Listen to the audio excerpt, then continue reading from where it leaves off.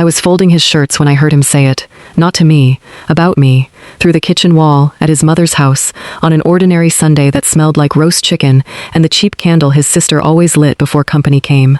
"She's soft," he said, laughing a little, like it was a joke he'd told before. "Elena wouldn't survive a week where I work. She doesn't know what real pressure looks like." His brother laughed too. Someone's fork clinked against a plate. I stood there in the hallway with a stack of his folded undershirts in my arms, and I didn't drop them. I didn't storm in. I didn't cry. I just finished folding the shirt in my hands, set the stack down on the hall table, and walked back into that dining room with a smile already arranged on my face, because the truth was sitting so heavy and so quiet in my chest that it didn't need to be shouted.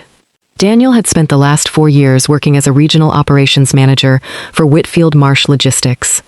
He clocked in every morning believing he answered, eventually, to a board he'd never met, and a majority owner he'd never seen at a single company function. He was half right. He'd just never once asked his own wife what her maiden name used to be on paper, or why she still used it for anything official. "My name is Elena Voss. I'm 34 years old, and for 11 years I've worked as a forensic accountant, the kind of job most people politely nod at during parties and then immediately forget. I built my career finding the things people hid inside spreadsheets, the transaction that's 1 decimal point too convenient, the invoice that was never supposed to be looked at twice. I learned early that the loudest people in a room are rarely the most dangerous ones. The dangerous ones keep their receipts. I believed, for most of my adult life, that if you were patient and precise and quiet, the truth would eventually come and sit right beside you, and you wouldn't even have to go looking for it. That belief had never really been tested until the day my husband stood in his mother's dining room and called me weak in front of 11 members of his family, without knowing that I was, on paper, 3 signatures away from being able to close the division he worked in.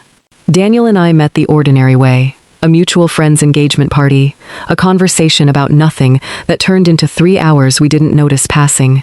He was warm back then, the kind of warm that made you feel like you'd been missing him your whole life without knowing his name. I didn't tell him, in those early years, exactly what my father had left me when he died. It wasn't a secret in the dramatic sense. I simply never found the right moment, and then too many moments passed, and the not telling calcified into something that felt safer than the telling. My father built Whitfield Industrial Holdings from a single freight yard into a company that, by the time he passed, quietly owned pieces of businesses most people had never connected to each other. Among them, a mid-sized logistics firm that would later become Daniel's employer. My father had structured the ownership through a family trust, under my maiden name specifically, so that nothing about my inheritance would ever announce itself. I kept it that way even after I married, partly out of habit, partly because I liked being loved for reasons that had nothing to do with money. I gave up a lot in those years to keep our life feeling normal. I turned down board seats, skipped shareholder events that would have required my name on a program, let Daniel believe my consulting work was smaller than it was. I told myself I was protecting our marriage from the complication of it. I didn't yet understand I was also protecting Daniel from ever having to see me as an equal. His sister Rachel was the one who made those years bearable, or so I thought. Rachel called me every week just to talk, remembered the anniversary of my father's death without being reminded, sat with me the year I had the miscarriage no one else in the family mentioned again. She was, by every visible measure, the person in that family who loved me the most uncomplicatedly.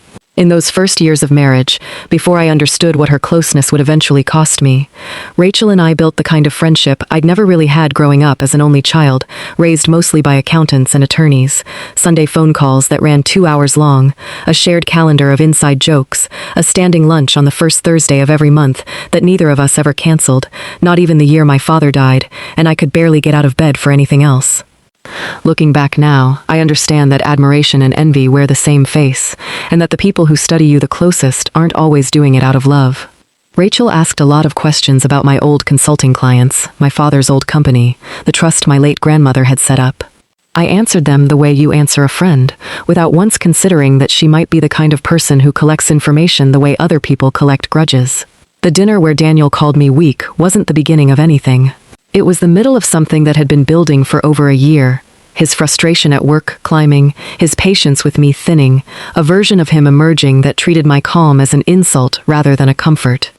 That Sunday, his division had just missed a quarterly target, and word had come down that corporate, my corporate, though he had no idea, was reviewing regional leadership. He'd been drinking a little more wine than usual. When his mother asked how work was going, he laughed that short, bitter laugh, and said the thing about me not surviving a week in his shoes, and the table laughed with him, and nobody at that table knew that the woman folding shirts in the hallway held, in a trust drafted 11 years earlier, 61% of the parent company that decided whether his division kept its budget or lost it. I walked back into that dining room, and I sat down, and I ate the rest of my dinner. I asked his mother for the roast chicken recipe. I complimented Rachel's centerpiece. I did not raise my voice, because raising my voice would have given the moment back to him, would have turned it into a fight he could later describe as his wife overreacting. Instead, on the drive home, while Daniel hummed along to the radio like nothing at all had happened, I made a decision so quiet he never even noticed I'd made it. I decided I would stop protecting him from the truth of who I was, and I would let the truth do what truth does when it's finally allowed into a room. Reorganize everything. The next morning, before Daniel woke up, I called my father's old attorney, a careful man named Grant Farrow, who had managed the trust since my father's death and had never once, in 11 years, asked me why I kept my ownership so quiet.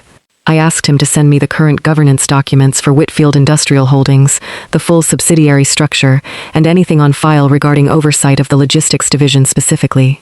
Then I opened a private folder on my laptop, one Daniel had never had reason to look through, and I wrote a single rule at the top of a blank document: gather everything before they know you've seen it. It became the only rule I followed for the next 6 weeks. I requested, through channels that didn't require my married name to appear anywhere, the last 3 years of financial reporting for the logistics division. I told myself I was simply curious about the business my husband worked for, which was technically true, and also not the whole truth. What I found in the first week was ordinary enough: missed targets, rising fuel costs, the kind of underperformance that happens to companies without any villain attached to it. But by the second week, something in the numbers started to feel less like bad luck and more like a pattern. There was a vendor contract, renewed twice, with a shipping subcontractor that billed at rates nearly double the market average. The subcontractor's registered agent address, when I looked it up, traced back to a business filing that shared a founding date with Rachel's wedding anniversary. A coincidence, maybe, except that people who think they'll never get caught leave the messiest trails, and this trail led straight to a shell company, quietly co-owned by Rachel's husband, Theo, who worked in procurement for the same division as Daniel. I kept working through the records, the way I'd been trained to, methodically, without letting myself skip ahead to conclusions. I built a timeline first. Every contract renewal date, every invoice amount, every signature, laid out on a spreadsheet only I could see, color-coded the way I used to color-code evidence for clients who never knew how close their own businesses had come to collapsing under the weight of one trusted person's quiet dishonesty.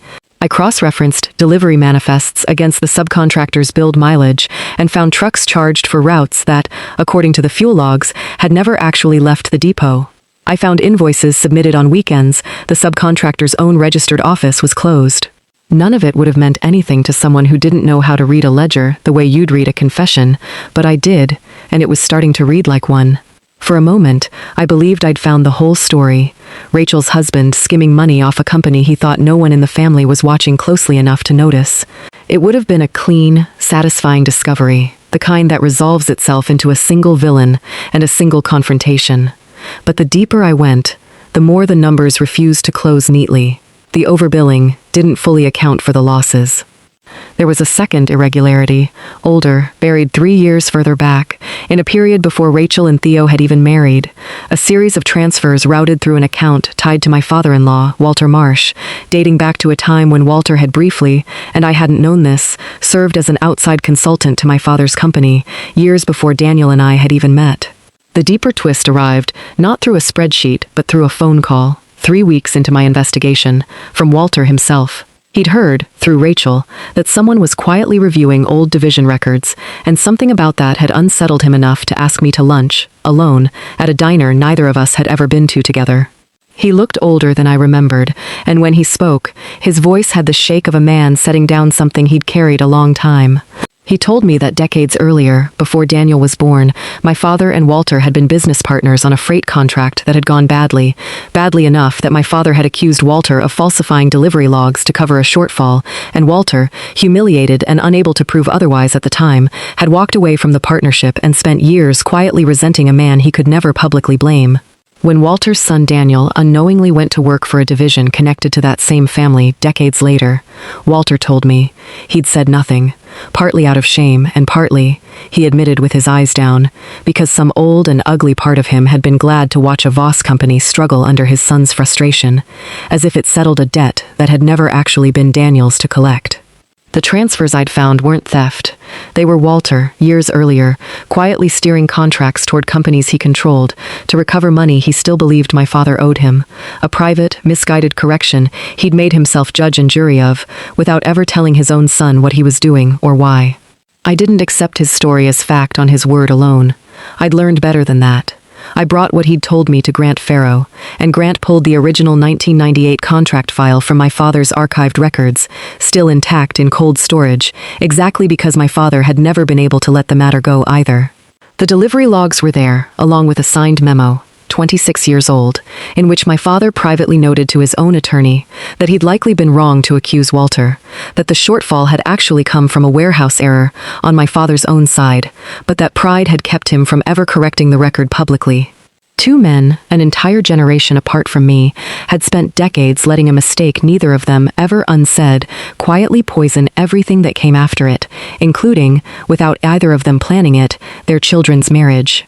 Grant asked me, once we'd confirmed the documents were genuine, what I wanted to do with what I now knew. It was a fair question, and I sat with it longer than I expected to. Part of me wanted to march into Walter's house and lay the 26-year-old memo on his kitchen table and let him feel exactly the size of what his silence had cost. But I had spent my whole career watching what happens when people confront a discovery with anger instead of process. The truth gets buried again, just under a new layer of noise. So instead, I asked Grant to prepare a clean summary, dates and documents only, no accusations attached, in case it was ever needed. I told myself I was simply being thorough. I understand now I was also giving Walter room to be the one to say it out loud first, if he ever found the courage. I didn't know, when I made that choice, that the moment would come only 3 days later, at a birthday dinner I hadn't even been invited to. I didn't get to sit with that discovery for long, because the confrontation that broke everything into the open didn't happen because of anything I did. It happened at Rachel's 40th birthday dinner, 3 days after my lunch with Walter, and I heard about it secondhand from Daniel's Aunt Carol, who called me the next morning still sounding rattled. She described the room in pieces, the way people do when they're still processing something themselves. The caterer clearing dessert plates, someone's toast running too long, Theo already 3 glasses of wine past his usual limit, and getting louder with every one. Theo, apparently already unraveling under the pressure of knowing his overbilling scheme was close to discovery, had gotten drunk and started needling Walter about old family debts, clearly trying to deflect blame onto a story he'd only half heard.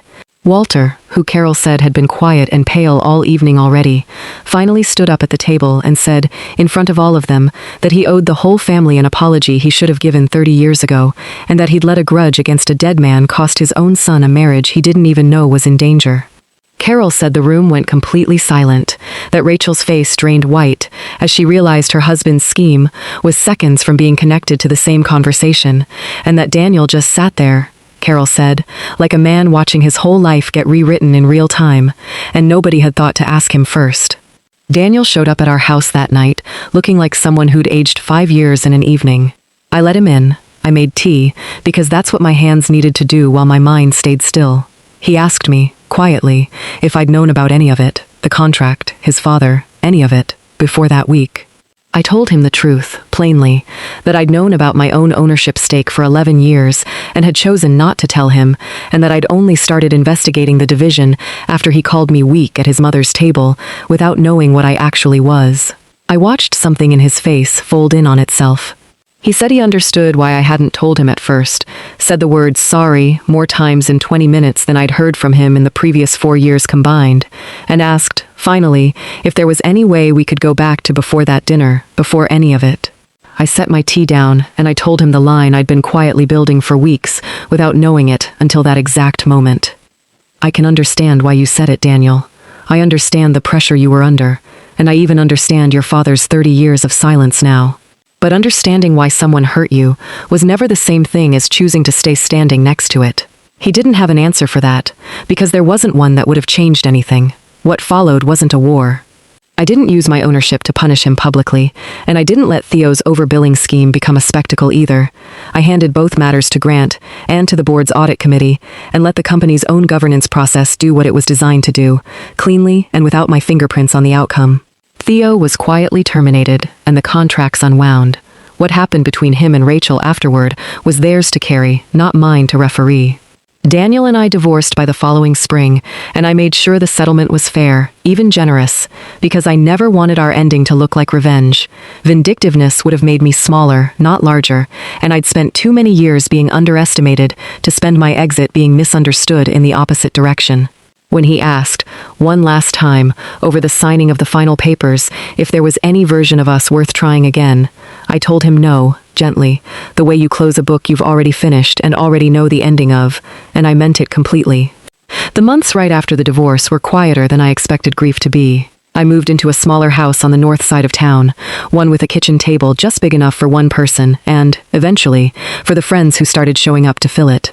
Rachel and I didn't speak again for almost a year. I understood that watching her marriage unravel because of a chain of events I'd started, even unintentionally, was more than she could sit across a table from right away. When she finally did call, it wasn't to apologize for Theo, or even really to talk about him at all. It was to ask, quietly, how I'd managed to stay so still through all of it, and whether stillness was something that could be learned, or whether I'd simply been born with it. I told her the truth, that it wasn't stillness, it was practice. The same kind of practice that lets you read a spreadsheet without flinching at what it eventually tells you. We're not as close as we once were. I'm not sure we ever will be again. But we talk now, carefully, the way two people do when they've decided the friendship is worth rebuilding slower and smaller than it used to be.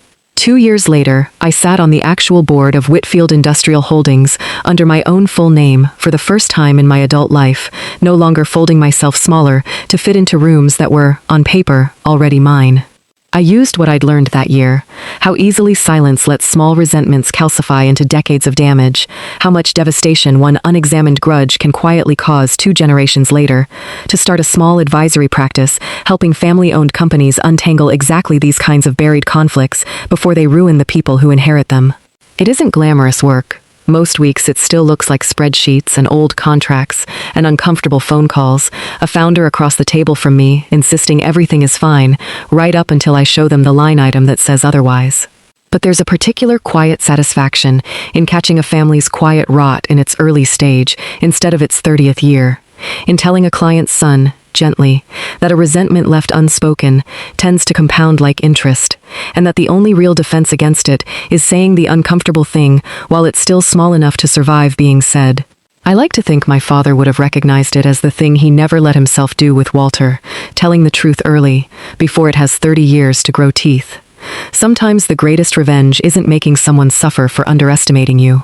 It's simply refusing, from that day forward, to ever make yourself smaller for a room again, and letting the truth, once it's finally allowed to speak for itself, do the rest of the work you spent years too afraid to do out loud.